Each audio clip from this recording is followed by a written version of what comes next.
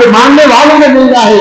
تو لہٰذا حضرت عمر نے ہمیں یہ سبق دیا کہ وہاں نماز بھی تھی, قرآن بھی تھا, اذان بھی تھی, سب کچھ تھا, لیکن حسین نہیں تھا. اور جہاں حسین نہیں تھا تو فرمایا کہ وہاں کوئی عبادت نہیں, کوئی نماز نہیں. اس لیے نبی پاک صلی اللہ علیہ وسلم نے فرمایا کہ جتنے بھی ہیں, فرمایا کہ یزیدی جتنے بھی اس کے چمچے کچے, یزیدی کے جتنے 22,000 لشکر, ان میں سب 22 کے 22 جہنمی ہیں, ایک بھی جنتی نہیں ہے.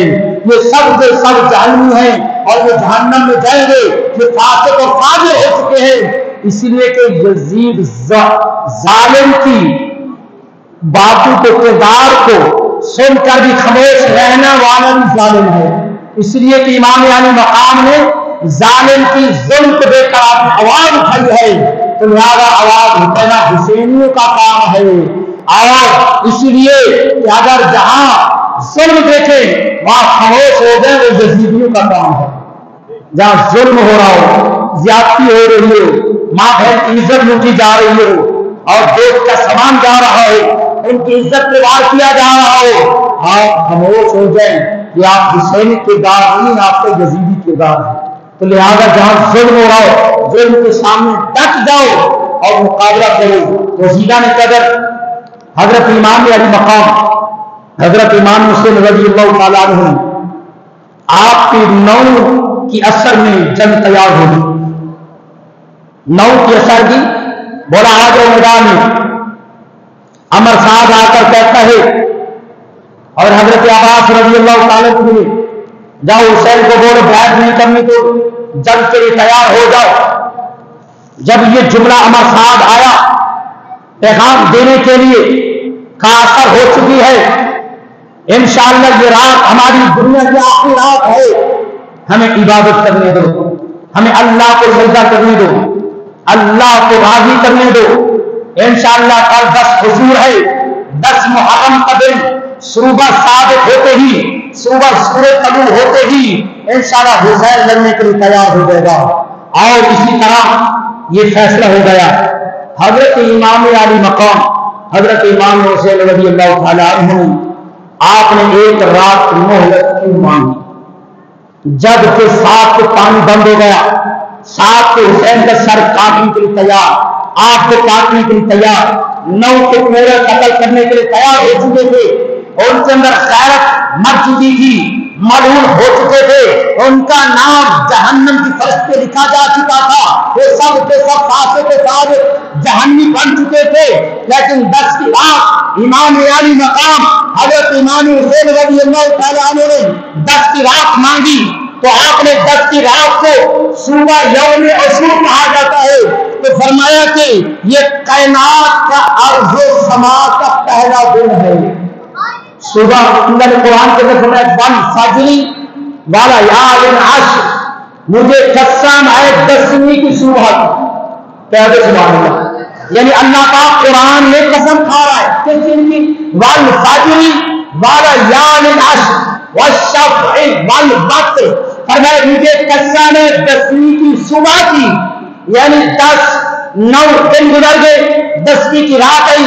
جب 10ویں کی رات کی جو صبح صادق ہوتی ہے, فجر کی نماز ہوتی ہے, وہ اللہ اس دن کی قسم کھا رہا ہے. یعنی کل 10 عاشور کا دن ہے. اللہ نے اس دن کا مقام, اس دن کی یعنی اہمیت, اس کی فضیلت اور اس کا رتبہ اور اس کا مقام بتایا. وہ مقام کیا ہے؟ حضرت امام علی مقام نے 10 محرم کی مہلت مانگی اور 10ویں صبح کا انتظار کے لیے مہلت مانگی. کہا چلو پھر بھی آپ نواز رسول ہو, اگر تو کافی بھی آ کر مہلت مانگتا آپ اس کو بھی مہلت دے دیتے. یہ نہیں ابن سعد کا یہ جواب تھا کہ اگر کوئی کافی بھی مہلت مانگتا ان کو بھی دے دیتے, پھر بھی آپ آل رسول ہو, ایک رات کی مہلت دیتے ہیں.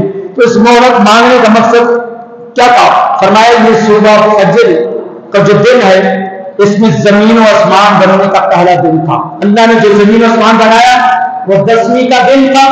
یہ محرم یعنی 10 محرم کا دن تھا. اللہ نے زمین و آسمان کو بنایا اور ظہور ہوا چاند تارے ستارے سورج کے پیدائش کا دن.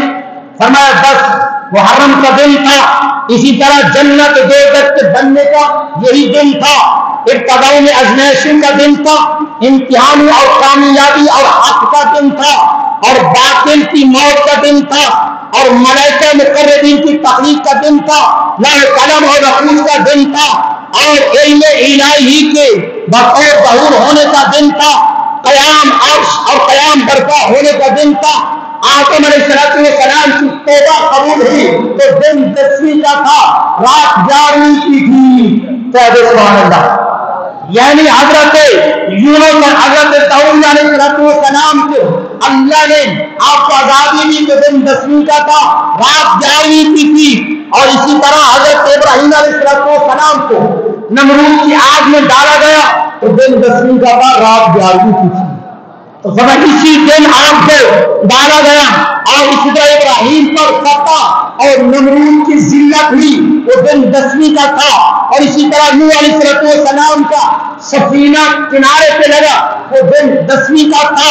اسی طرح حضرت یوسف علیہ السلام کو زندہ بھائیوں نے کنویں میں ڈالا تو اس دن 10ویں کا تھا.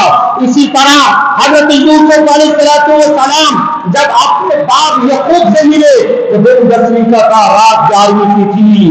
اور اسی طرح حضرت ابراہیم علیہ السلام نے اسماعیل کو ذبح کیا، دن 10ویں کا تھا، رات 4ویں کی تھی. اور اسی طرح حضرت یعقوب علیہ السلام کو یوسف علیہ السلام سے ملاقات ہوئی اور یہ دن 10ویں کا تھا. اور اسی طرح حضرت سجاد یعنی اپنے باپ سے بچھڑ گئے وہ دن 10ویں کا تھا، رات 11ویں کی تھی. حضرت یعقوب علیہ السلام کی بیوی واپس آئی تو دن 10ویں کا تھا، رات 11ویں کی تھی. اور اسی روز حضرت یوسف علیہ السلام کی ہمشیرہ کو ملنے کی بشارت دی تو دن 10ویں کا تھا، رات 11ویں کی تھی. اسی طرح حضرت زینب سلام اللہ علیہا اپنے بھائی سے ہمیشہ بچھڑی تو دن 10ویں کا تھا، رات 11ویں کی تھی. تو ان دنوں کو آپ نے مستحب کیا. جب ان دنوں کو وجود میں لایا تو اسی دن 10ویں کی اتنی بڑی فضیلت اور سب کچھ. اور جب قیامت برپا ہوگی دن 10ویں کا ہوگا، رات 11ویں کی ہوگی. یہ 10 محرم ہوگا.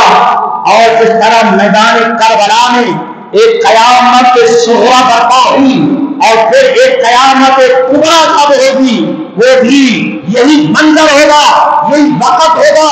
وہ جمعے کا دن ہوگا، 10 محرم کا دن ہوگا جب قیامت کبریٰ آئے گی. اور وہ قیامت بھی 10 محرم کو آئے گی. تو اللہ پاک نے ان تمام علوم کو جب یہ ساری چیزیں ہوئی، رات مانگی، حضرت امام علی مقام حضرت امام حسین رضی اللہ تعالیٰ عنہ آپ خیمے جاتے ہیں، سب اپنے عزیزوں، دوستوں، بھانجوں، بھتیجوں کو کہتے ہیں میرے علی اصغر کا پیاسا نہیں، علی اکبر کا پیاسا نہیں، اور محمد کا پیاسا نہیں، حضرت قاسم کا پیاسا نہیں. اس کی دماغ نہیں کہ علی اصغر کو شہید کریں، اس کی دماغ نہیں علی اکبر کو شہید کریں. یزیدیوں کی دماغ نہیں آواز کے باغی طلب کرے، یزیدیوں کی دماغ نہیں، وہ صرف اور صرف ان کو دماغ ہے تو صرف حسین کی ہے. صرف میرے خون کے پیاسے ہیں. آپ اندھیرے میں تاریکی میں چلے جاؤ، ایک اچھے مقام پر اپنی زندگی گزارو. تو سب نے کہا حسین قیامت کے دن نام مصطفیٰ کو کب دکھائیں گے.